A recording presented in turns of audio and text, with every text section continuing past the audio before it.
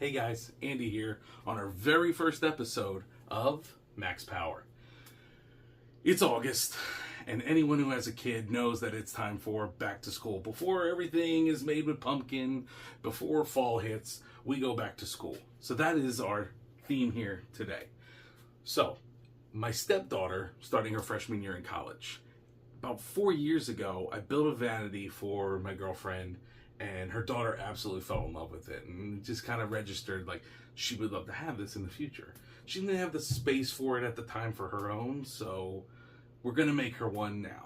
And we're going to go through the steps, and before we jump into the video, about the steps that it takes just to get to this point and how well thought out it needs to be. So we're not building one for her. We're going to be repurposing a piece of furniture into something better and make it look better too. It's going to save a lot of time. It's going to save a lot of money. If you go out and buy a vanity, you're going to be spending hundreds of dollars. This is something that costs us less than $50. So she's not going to a dorm room. We're putting her in an apartment, like a townhome. We got the measurements and everything, so we know what the parameters that we can work with as far as the space we have. Well, we sit here and we spent $10. We went on the Facebook Marketplace and we sat and shopped for maybe a couple days, just negotiating some prices down. We finally picked out a nice desk that was made of wood. The one thing I can't stress enough is it needs to be made from solid wood. If you buy something with laminate, the quality is not going to be there. It's just, laminate is garbage. I cannot stand. You can't paint over it. It's basically, you're not going to be able to perfect your project or really do anything with it. You can do the chalk paint over it and the paint will stick better, but it's just more money you're adding to your project and it's even more time consuming. So to me, it just doesn't really make sense as to why anyone would do that. But you can absolutely do that. That's totally up to you. I prefer to work with wood, and that's what we ended up finding. We found a very solid wood top. We paid $10 for it. So first step was finding an old desk. Found something local, was able to load it into my SUV at the time before I got a truck. We are then going to strip that down. We're going to take the varnish off of it. We're going to take basically down to the bare bones on this project. We're going to use wood filler, which I think I went through a whole container with how old this was. The desk, maybe like 15, 20 years old, somewhere in there. So it was been through hell and back. And then we are going to do our favorite part, and that is sand. No matter what project you have to do, you're always going to have to sand something. But this is going to be a little bit more labor intensive in the sanding department because of the history of the desk. Then we're going to sit here and paint and hardware. I'm allowing her to pick out the paint, whether I choose to like that color or not. She did a great job of picking the colors out, and it works out really well. It looks beautiful, as you see at the end. The hardware, however, I picked out, I know what she likes and what she doesn't like, and then we went with more of a glitzy sort of feel. I'll put the link in the description because I don't think that I show it until the end, but it's it almost looks like a diamond sort of glass feel to it, and they're nice and sturdy. But I bought them on Amazon for I think $10 as well, so it wasn't much. And you got 8, so I ended up with an extra one at the end.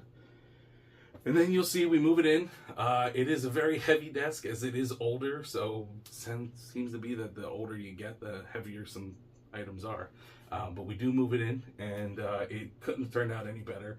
When I first started this thing with all the damage done to it, I couldn't have pictured how well it actually ended up turning out. So it was really amazing to kind of see where we started and how it finished. And she absolutely loves the thing.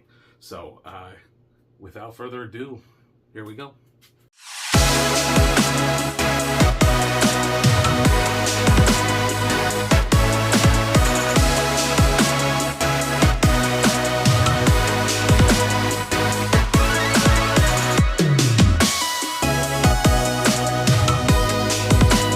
Shot here. Hey, can you see me? Yeah.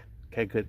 You see this behind me? This took about 15 minutes to do. We have everything, all nook, cranny, crack, and crevice. Say that 10 times fast. You can't do it.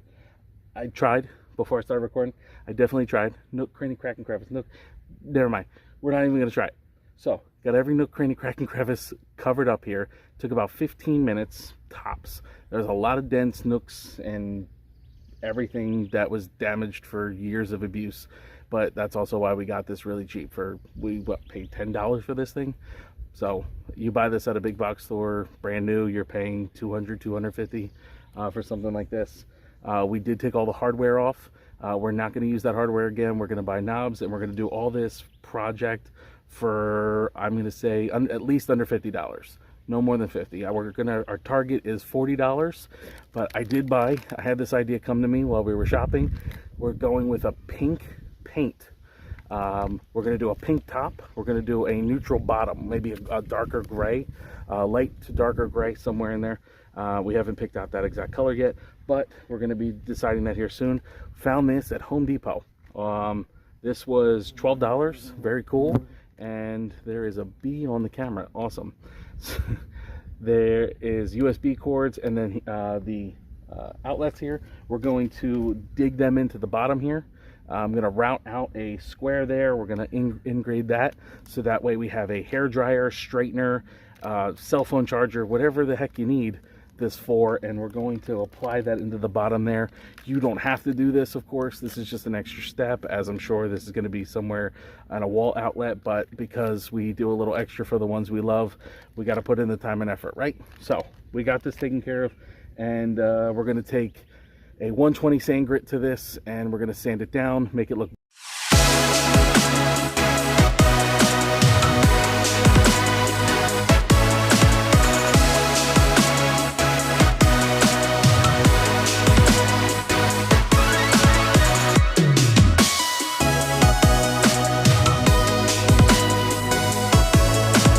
here. Got the cord. I already unraveled it. I did the measurements here. This is 16 inches wide. What we would need to do is cut out an 8-inch routed spot here to insert this from behind. But what I'm noticing is we'd actually have to get rid of these looking shark fins looking things, whatever, but it's not going to match the other side, so that's not going to work. So I think the solution here is going to be to route a spot actually on the inside of the desk vanity, and then we'll drill a hole through the bottom here. It'll come through here. The cord will run down this way to the back into the outlet, and we'll just have to use the hair dryer, straightener, whatever's getting plugged into here, and that'll be at the bottom of there instead of the front. I think that's how we're going to end up doing this.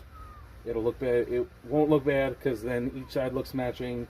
Also, you see these felt lines here? To me, this is like carpet. I will never move into a house and keep the same carpet. I will tear the carpet out. I have no idea what somebody else did with that carpet. Just like this, I have no idea what this was on. And I just touched it, and I'm grossed out by it. So we're going to definitely take these felt lines off, and we're going to put new liners on them. And it's going to look great, but that's what we're going to do. So we're going to get this measured out again. We're going to measure the side here. We're going to route that spot out, run the cord through, and then we're going to have that all taken care of. So, yes, that's what we're going to do. Problem solved. See? Easy. Easy peasy lemon squeezy, right? That's the expression, I think? Yep, that's an expression. We're going to use it. We're using it.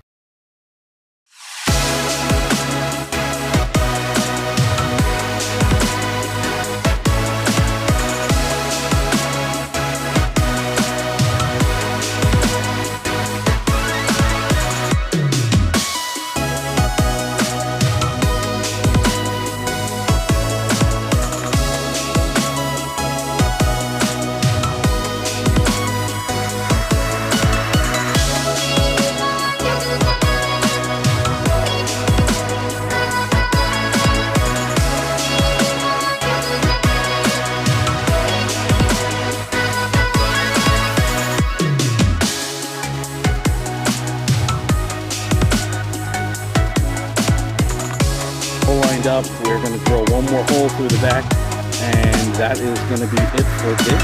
Then we're just going to remove those felt pads. We're good to go. We're going to put a trim around this. There's some imperfections here. That trim is going to cover that up, and you'll never know. Mistakes happen, and they're not perfect. Okay, so I'm going to show you this real quick.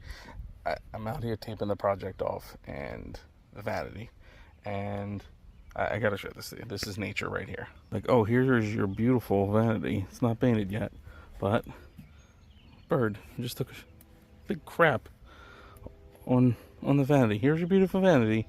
Oh, by the way, bird took a dump on it. Way to go. nature. Love it.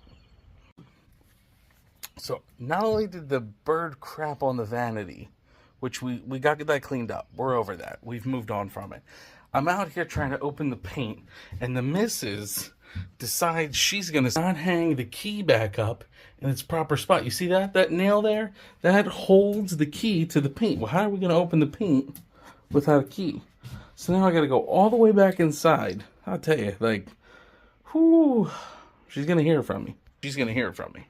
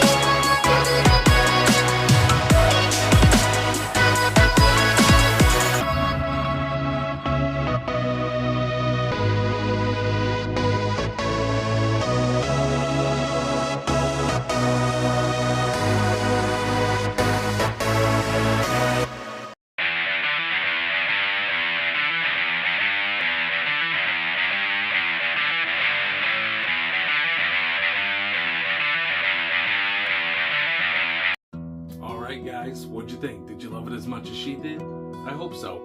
Let me know in the comments down below. Join us next time when our video is going to be about this here pencil holder and how easy it is to make. Followed with that is going to be a bookshelf for any kind of textbooks, coloring books, any books you see need fit. And remember, until then, never say you can't, because you can. Thank you.